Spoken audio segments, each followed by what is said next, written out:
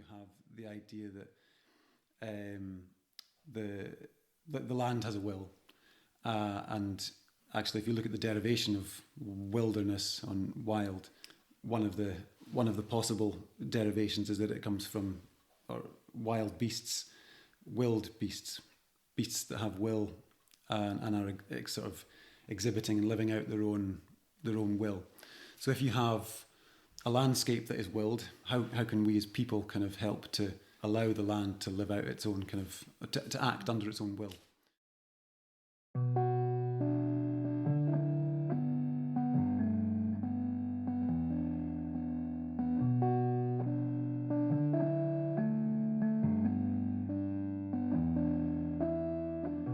Welcome to The Radical Land, a podcast series by the Stove Network in association with Community Land Scotland.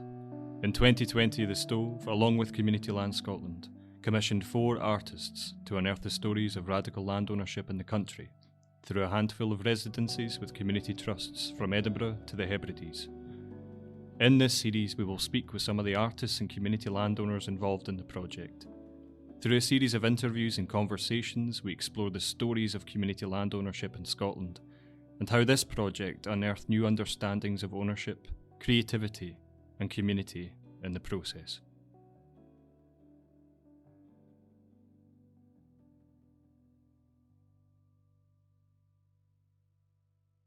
In this episode, we visit Abriachan Forest Trust near Inverness, a scattered, rural community of about 130 people set high above the shores of Loch Ness. In 1998, the community purchased 540 hectares of forest and open hill ground from Forest Enterprise.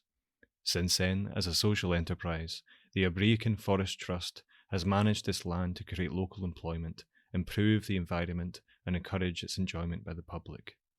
We speak with Suzanne, a community member and manager of the Forest Trust, alongside artist Richard Bracken, who has been in residence with the Trust since mid-2020.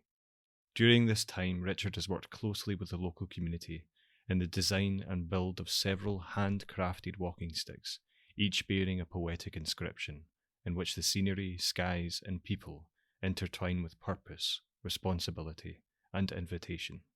When we arrive, a young family with 4 children are excited to trial the walking sticks on one of their first outings.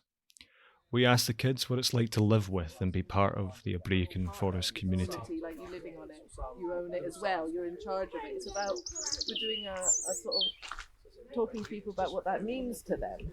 You know, are you happy that it's not somebody else's and that you have a say in it? Yeah. Me and Rosie, since we're twins, I'm glad we live here because that means we've had access to coming here whenever we want, and also I'm quite happy that when we want to, we know some of the places that not many other people know about, like some bike tracks that are far up in the hills. Yeah. I bet. And sometimes since we're old enough, and since we know like this place back behind, like our mum lets us go to stuff. Yeah. Sometimes. I remember when I think we've had 2 birthday parties here. One right here. So you're allowed to walk around. You feel like you get the freedom, Rosie, to explore on your own without an adult, and that's a bit different than with an adult. Not really. I feel like I know most of this place around here, but there's always more that you never really know about. So, like when we're cycling, we just see tracks that go off into completely random directions, and you never knew about them, or you just see secret paths to secret huts. And I think that's great. Ooh, nice. So you sort of come across places that other people have made as well. Yeah. So, I think somewhere around here, everybody has a place that they love the most. Everybody that lives here knows different places, and it's quite good to share with all the community that live here where everything is. So Suzanne and the kids take us up to a roundhouse, built 20 years earlier by the youth group at the time. An impressive structure built using natural materials found within the forest. It looks beautiful. And so is it reeds? That's rushes. Originally it was heather, and it was a youth club project, so the sort of 15 14, 15, 16-year-olds in the village did it, because they had been clearing a hut circle area as a wee summer project, and they said, "Oh, let's build one." So that's a sort of modified version. It's not the chief's size scale, but it took quite a lot of effort. My knuckles have never recovered from pulling heather for a lot of that summer. As we wander through the forest, we encounter new structures, from shelters to tree houses, play areas and artworks, all of which have been made by the community through various projects over the Trust's lifetime. As the midday sun dapples between the branches, we say goodbye to the family and children we'd met, encountering visitors from near and far along the winding paths. We talk about the people that use this place and what it means to be community owned. Feel they own the place. So, the locals own it, but actually people that keep using it feel they own it as well. So you saw that family in the treehouse. They weren't going to move out of that treehouse. It was their treehouse for that spell while they had their picnic, which is nice. And then Trish will take her artists down here to see their display, and the kids, even the way the children were speaking, they own it too. It's their place. I think that's what's special for me. And they've all got a different perspective and Absolutely. slant on what its story is. Because it's been through these generations, We move to the bird hide, a nestling space for bird watchers and visitors by the loch's edge. Decorated with children's art from floor to ceiling, Suzanne reflects on the generations that have come through Abriachan, those who have moved on and those who have returned. I think it's probably 2000, the yellow one and this brown one that's faded. 20 years. It's quite funny how Things on the Wing. That was a wee project that the junior rangers did when the older kids were building the roundhouse. The younger kids in Active Abriachan were junior rangers, and the Things on the Wing was part of their little. They would take guided tours, so it was quite funny. You getting the wee Conroys taking you on a guided tour today was taking me back 1999. Well, I like you said, then those people coming back and helping build the new frame. There's something. It's interesting. It may just be small numbers, but I think that when very young people have a connection to somewhere like this, it is something that then might help bring them back if they decide to have children. It is doing and that. An area like this, that's very important. It is doing that because Abriachan is not far from Inverness, and house prices are ridiculous in Abriachan. But these young people are now building a house for themselves in their folks' back garden, which is good. It's going to rejuvenate the population. Yeah. I mean, in the early 70s, there was one young person in Abriachan. And then by the 90s, a few families had moved in, and then house prices went up. And we're having to work on making it affordable again. Further into the forest, nestled by a small pool, we asked Suzanne what the experience of working with Richard on the project was like, and whether through it a new understanding of the community's connection to the land had been unearthed. That's the way it started, wasn't it, Richard? It was about what community ownership means to us as a community, and the fact that we've got different communities here. We've got the local community, our those of us that live here, but then we've got our community of adults who come out to volunteer. We've got our community of children and young people who get referred here. We've got so there's lots of different communities as such, and I think that's what I was saying. I think the communities, all these different people, feel as though they own the place. They have a stake in the place. I think that's. I think we're working with Richard. I think Richard's come to almost feel that as well. Well, I'm an Abriachanite now. Yeah. Abriachanite's a type of rock. Did you know that? I did not know that. You need to speak to Christine. Yeah. So I suppose it's sort of weaving that into looking after the place, sort of custodians, if you like. Yeah. They're the stewards of the place, and stewards. It's a better word. Richard is like it or lump it. You're such a steward of the place. The conversation illuminated the importance of storytelling in the community, so generations hereafter might understand and too feel empowered to continue the meaningful work of the trust. One of the outcomes of this is that we will do more speaking about it to the next generation, because we're almost at the next generation now. Yeah. Because the young people that built the roundhouse, they were our kids. You know how you were talking about taking your children out? They were our age of kids, so they're all in their 30s. Almost, I think one might be even 4. Suzanne emphasised the importance of time in everything the Community Trust has done. From conservation to culture, their continued story is now in a transitional chapter in its history, where the tools, learning and stories are passing from the older generations to the new. And it takes time. You can't be impatient about it. And that's possibly a challenge to all community landowners. You know, it does take time. You have to be patient about it. And you have to be very sensitive to your community about it. I'm very conscious of that. We made our way back to base, winding through gravelled walks and streams shadowed beneath the forest. We said our farewells to Suzanne and joined Richard for tea to discuss his time with Abriachan, the process of working here, and how his practice has evolved throughout the years. How would you describe your practice within that then? Just you touched on your interest as an artist, but how would you describe you as an artist within that? More as in a kind of wider sense. In a wider sense. So I guess the way I like to think about my practice, my work, is that it's an ongoing personal exploration of land, of the land in Scotland. I live in the Highlands. I have done for, basically all of my life.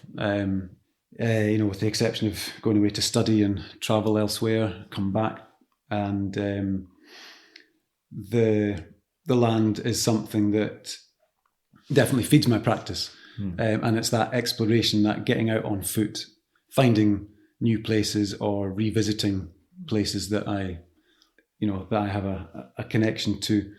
That's kind of what feeds my practice, and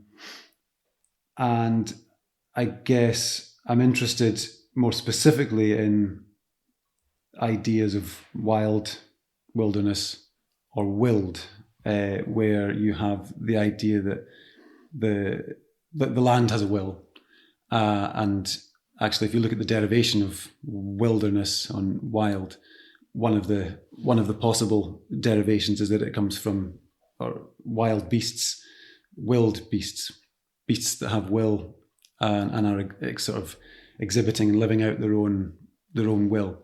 So if you have a landscape that is willed, how can we as people kind of help to allow the land to live out its own kind of to act under its own will?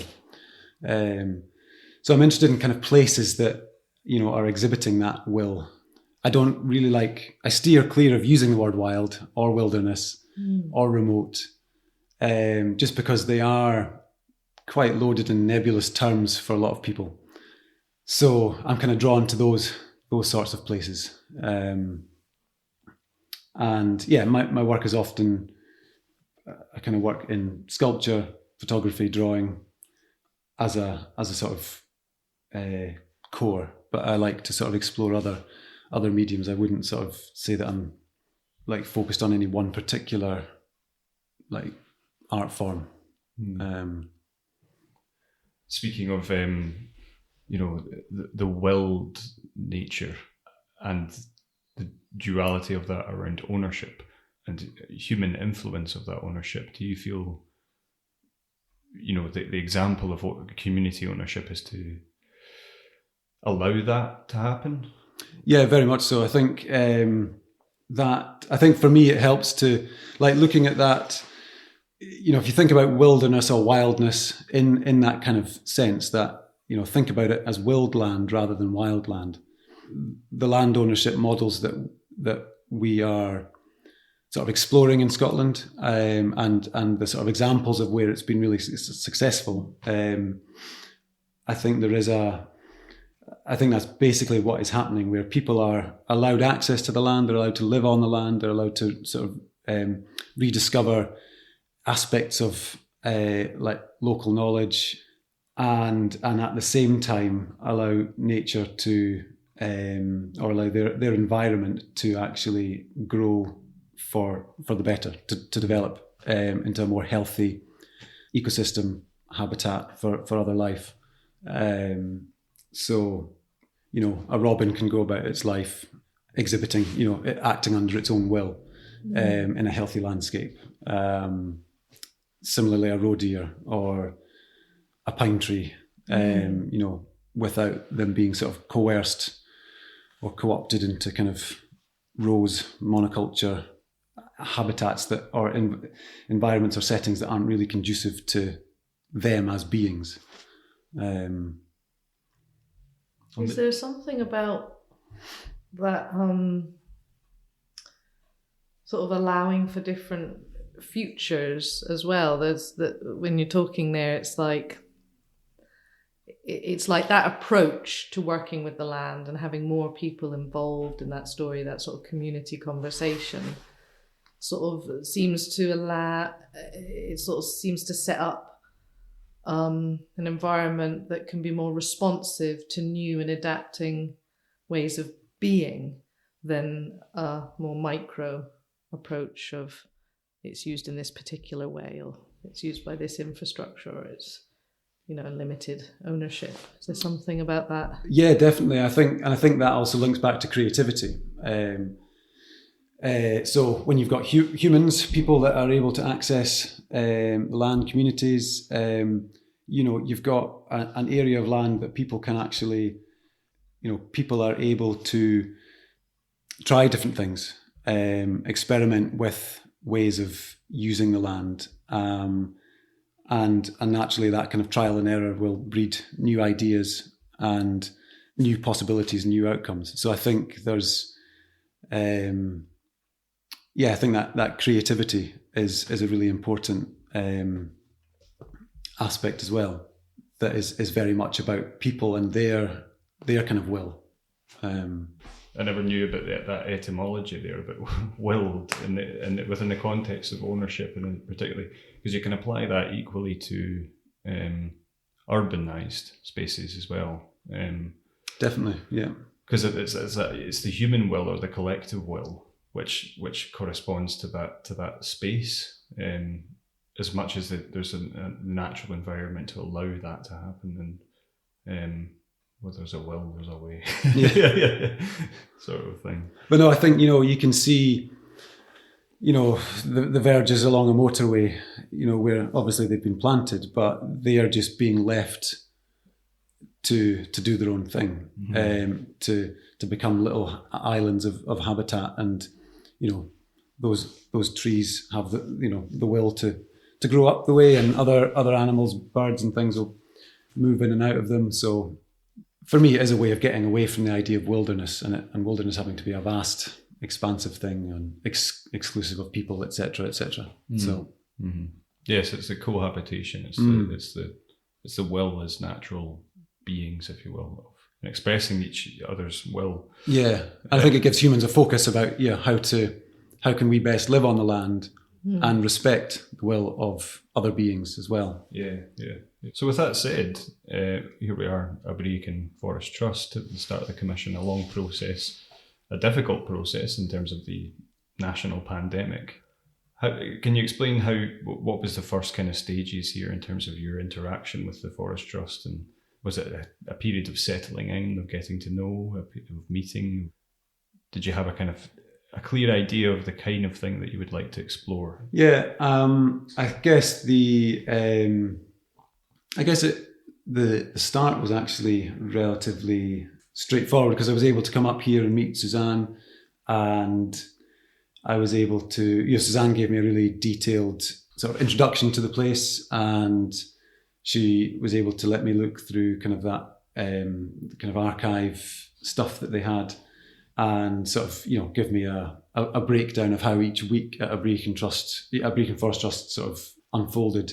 So at that time it was September, beginning of September, so things were fairly relaxed in terms of restrictions at that point. So I was able to kind of make some sort of plans, and I think at that point my sort of approach had been that I really wanted to find a way to create objects that people could hold in their hands, but I didn't quite know what those handheld objects would be. And it was really only upon talking to Suzanne and looking through some of the past projects and learning about the ambitions of Abriachan Forest Trust at the present time that I hit upon the idea of sticks. And my sort of thoughts were that I had wanted to sort of find a way for local people to show me around, and particularly young people to show me around the Forest Trust, and the sticks seemed like a really logical, natural fit. Again, you know, when you look around Abriachan Forest Trust, there are so many sort of creative interventions situated in the landscape in the place. So I kind of felt that I couldn't really add another thing that was sort of stationary within the landscape, and I wanted to work with the idea of journey and moving.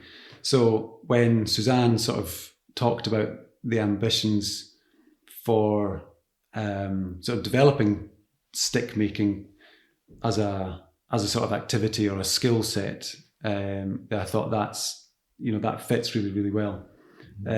She had mentioned that one of the older volunteers had quite a lot of stick making expertise, and they were sort of quite keen to share those skills more widely, and perhaps develop enterprise with the proximity to the Great Glen Way here, with plenty of walkers passing through. So yeah, it was kind of quite early on. I think maybe even our first meeting that I'd sort of decided that actually sticks are the handheld objects. Sticks are the thing that are going to help me to sort of focus my thinking for this project. So within that kind of concept then of the sticks, do you foresee, there's so many wonderful connotations about the stick, and we've touched upon that tactileness of it as well, and the hand to the land, to a natural object as well.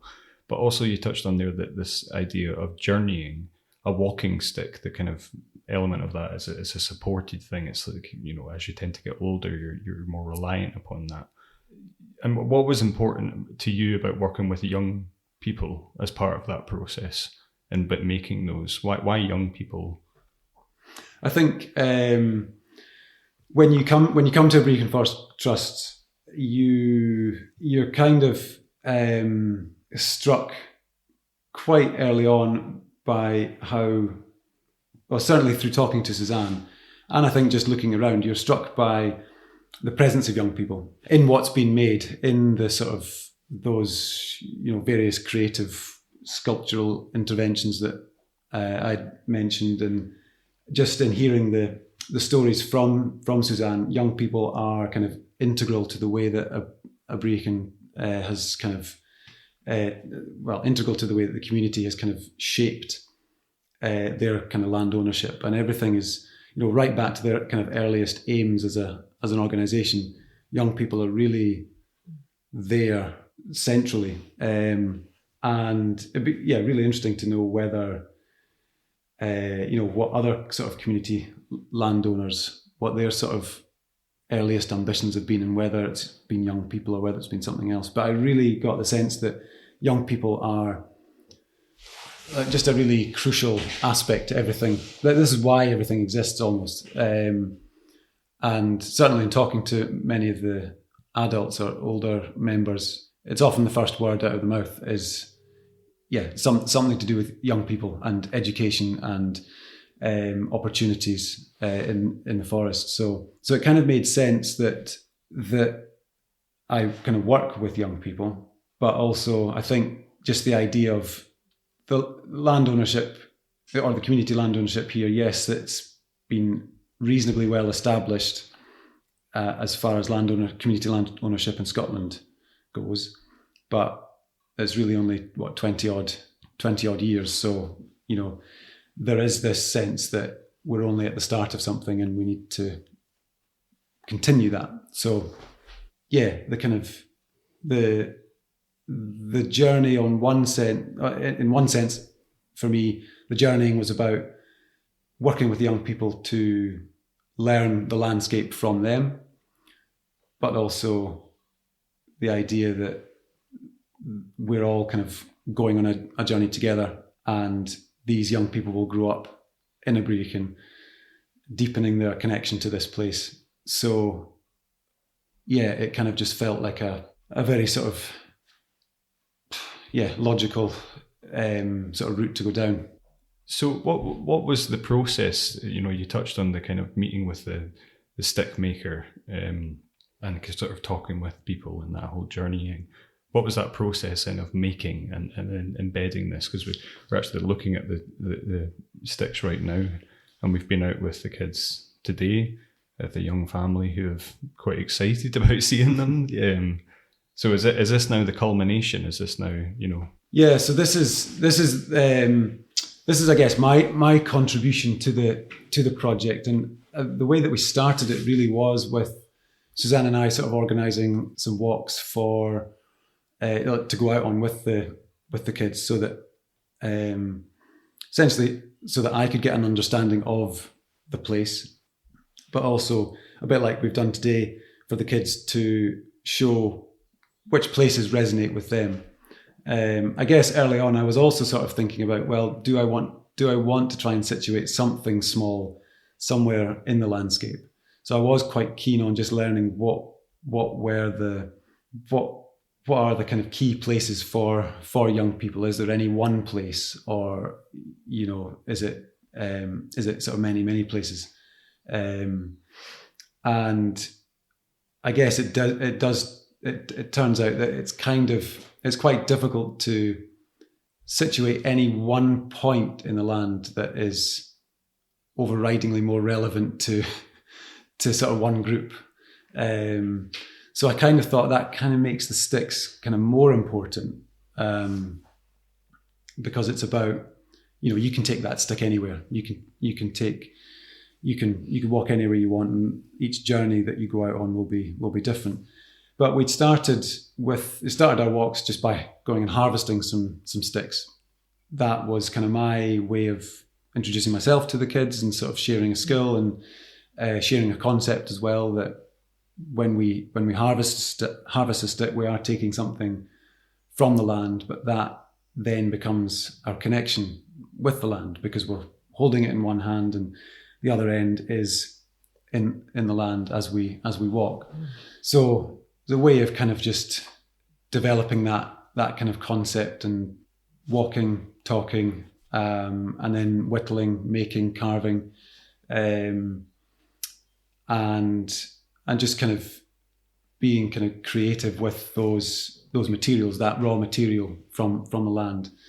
From there, I kind of just realized that people could create sticks for themselves, but also I could create a collection potentially, and that we can do different things with the sticks. People do want to, you know, the kids instinctively do want to kind of take one home, but I kind of thought, well, it would be really interesting to also have things that were accessible to the community and like communally shared. I had initially been interested in the idea of creating something that would be a collection of objects that were like a kind of trove that could be kept in trust by the community, belonging to the community rather than any one individual. So trying to sort of create a collection of sticks that in some way tell a story or communicate something about Abriachan was kind of became more, or kind of became, that idea became more sort of crystallized as time went on. And we did these walks, and I had these interactions with the younger kids and the community as well. Is there like a particular way or anything you can share more about how the young people that you worked with responded to that sort of stick idea and that concept of connecting with the land? Because I certainly felt when we met them today, you know, a few of them, that there was that they'd really been on a bit of a journey with that. So I think for me, there's a really interesting kind of just visual thing where, you know, you give someone a stick, particularly a young person, and it's kind of, you know, there's kind of a I don't know if you could say there's a change, but I think people do think differently when they have a stick in their hand, and I think the fact that we'd been able to kind of go through the process of harvesting the raw material, shaping it initially, and then kind of working on it a bit more, I think gave the young people a sense that that this was something that they could kind of do anywhere, and because it's land that's owned by the community, that's kind of a possibility. So some of the conversations that we were able to have kind of revolved around, you know, that idea that you could sort of just go and pick something, and that you could carve it, and then you could sort of take it anywhere, and that it would be yours. I don't know if that fully answers the question. Well, yeah, I think it sort of talks about that dual purpose of individual and collective ownership, but also what I find interesting is that sense of maybe responsibility. You know, because when we arrived today, it was that sort of, right now we're going to take the sticks, we're going to show you something. But also they talked a lot about the making and the smoking and take off the bark. There was something about describing that process where, as well, that I felt that they knew more about it than we did. So they were therefore telling us how that happened. So there's a cyclical thing there that's like a sort of metaphor, if you like, as well, for the Forest Trust. It felt like, you know. Richard went on to explain that the various conversations, observations and moments he shared with the young people and wider community helped to inform how he developed text that accompanies each stick.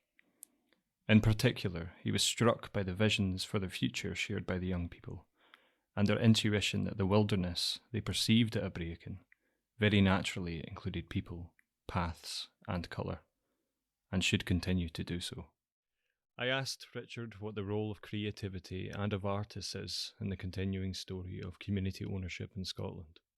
Yeah, absolutely. I think kind of as Suzanne was saying today, that, you know, creativity has been something that has been kind of woven into the fabric of the Forest Trust since the very early days. But having that access to the land in the first place was the thing that allowed that creativity to happen. And the Roundhouse is a great example of, you know, a creative project which would have been really difficult to do with, you know, more sort of traditional forms of private or public land ownership. The fact that, you know, the community can actually take health and safety into their own hands and take those, you know, assess those risks and mitigate those risks, and actually come up and, you know, end up with an amazing result. You know, I think it kind of shows you that there's a lot of barriers that we put up to creativity or to access the land, and I think they are really intertwined. So I think the value of having these, you know, various creative projects here at Abriachan over the years is that, well, from my sort of understanding at the moment, is that each sort of perspective that's brought in has allowed the kind of community to either try something or see something in a slightly different way. And I would imagine that transferring that to any other sort of community that's taken on the ownership of land, I think that's extremely important, because it is the different perspectives that, or the different opportunities that folk with different skills or ideas can kind of present and say, well, we can use resources from the land to make X, Y, Z. We can build these structures. We can make these objects. We can learn about this place through creativity. So yeah, I think it's kind of extremely important. And yeah, as I keep saying, that the access to the land and creativity, I think they kind of, one feeds the other. Mm-hmm. The access feeds the creativity, and the creativity kind of deepens that sort of inhabiting of the land. Mm.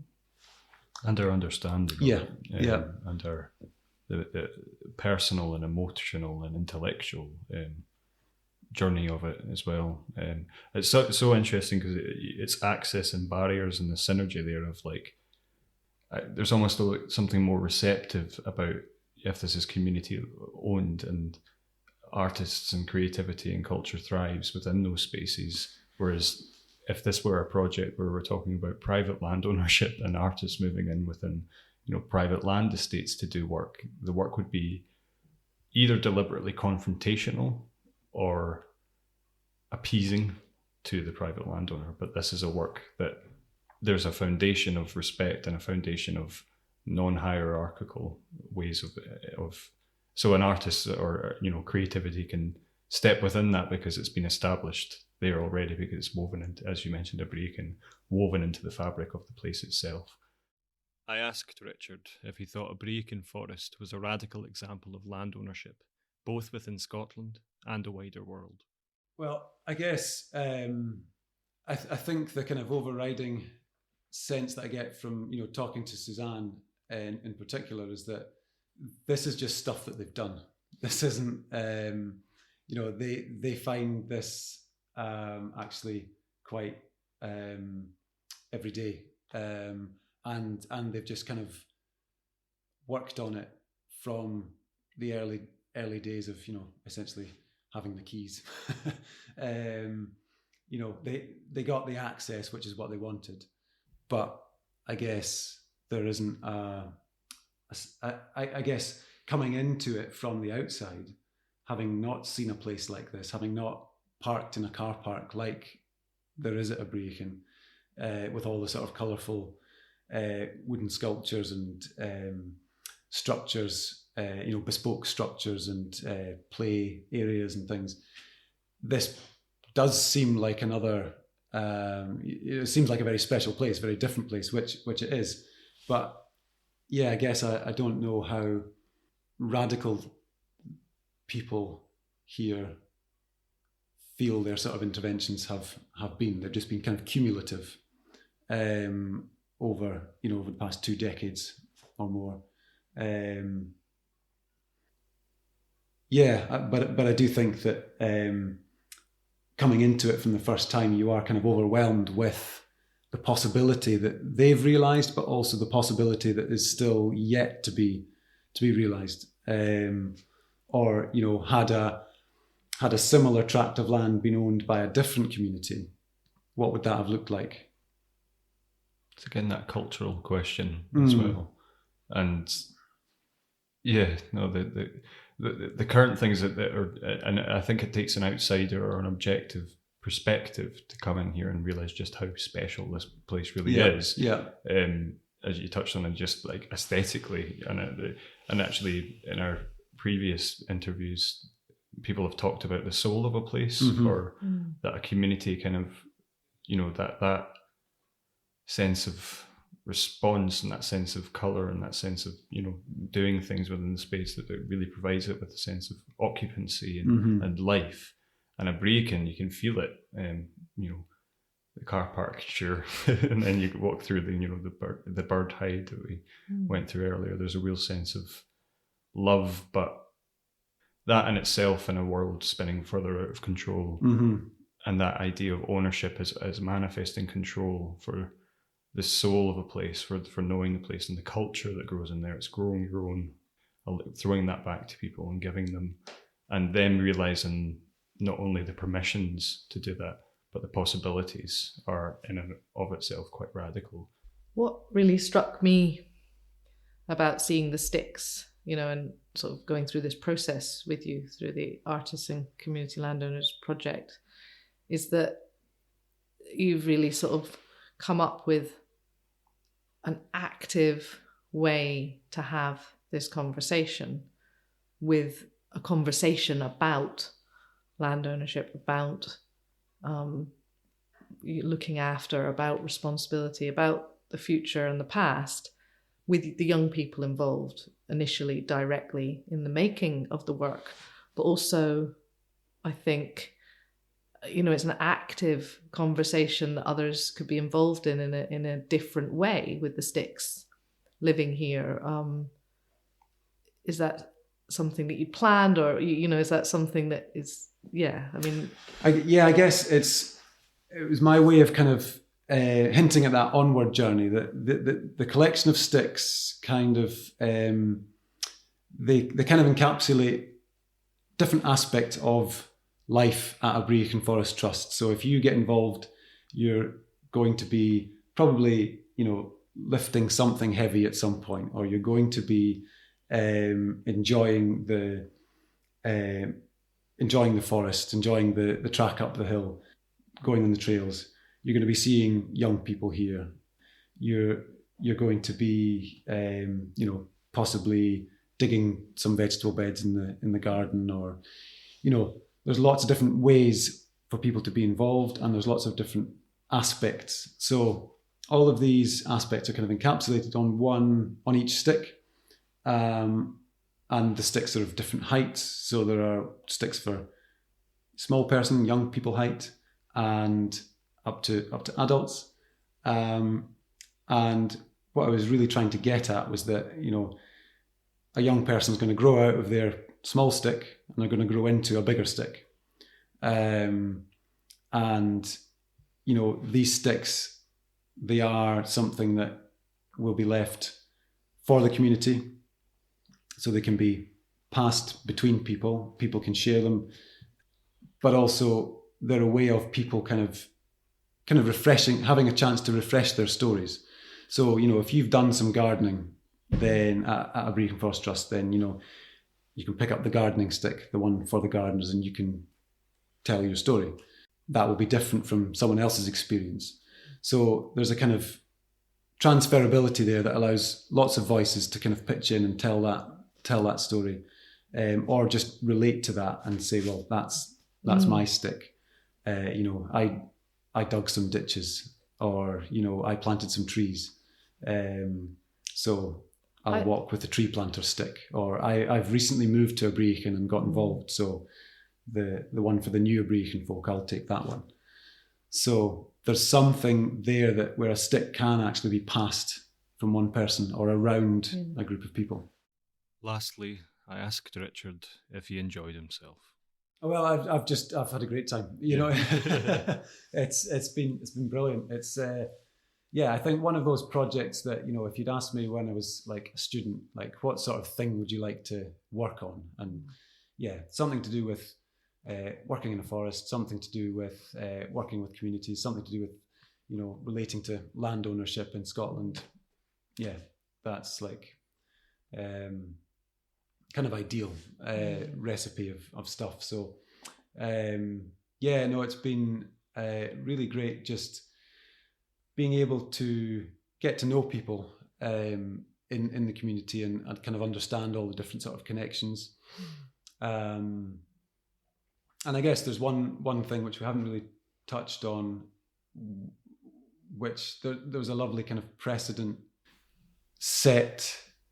I think there's a poster from around about 2000, which was one of the early posters that Suzanne had sort of flagged to me while we were raking through the archive stuff, and it was a poster that was sort of advertising the fact that you could borrow one of Hugh's sticks. So Hugh was an old Abriachan resident who's now no longer with us. I'm not sure when he would have passed away, but certainly a good few years ago. Huey, I think, properly. But he was he made sticks, and some of his sticks are held by various members of the community. But he at one point had a collection of sticks that were available for people to borrow at the foot of a kind of steep section of path along Loch Ness side. So within the kind of Abriachan area, there's a nice, like, I guess that this project and Huey's contribution, they kind of mirror each other in a way. And I think it feels really nice to be able to draw on an aspect of life in Abriachan in the past and kind of put a different kind of twist on that to bring it back to the community, give something to the community, I suppose. Being able to kind of link into that history, which is possibly almost pre Abriachan Forest Trust as well, feels quite satisfying. As we leave Abriachan, I'm left thinking about the idea of a willed land, and whether through ownership we might have a greater understanding of this.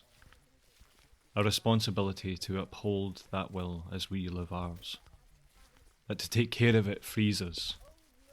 And that radical in this context means to live out will, to exist in harmony with that will, and in so doing, live our own.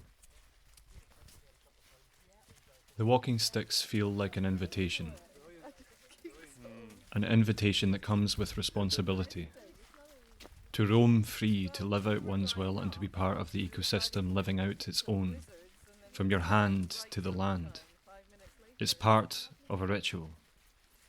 In passing the threshold of the forest, you enter into a conversation not only with the land, but with the people who take care of it.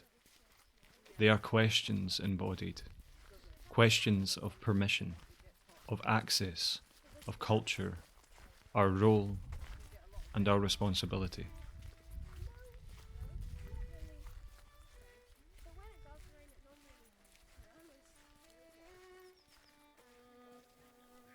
A stick for the forest, hill and burns. A stick for the dark skies. A stick for the past and the Abriachan folk before us. A stick for access, to play, learning and work in the forest. A stick for the adventurers, tackling missives and minutes, windblow and wildfire. A stick for the all-weather grafters.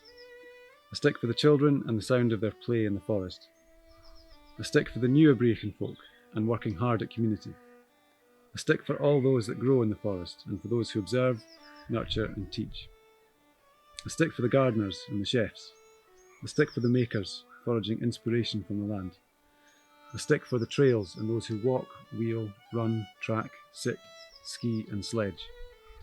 A stick for the heavy lifters, the hut builders, the bridge builders, the wood barrowers and the ditch diggers. A stick for the timber harvesters.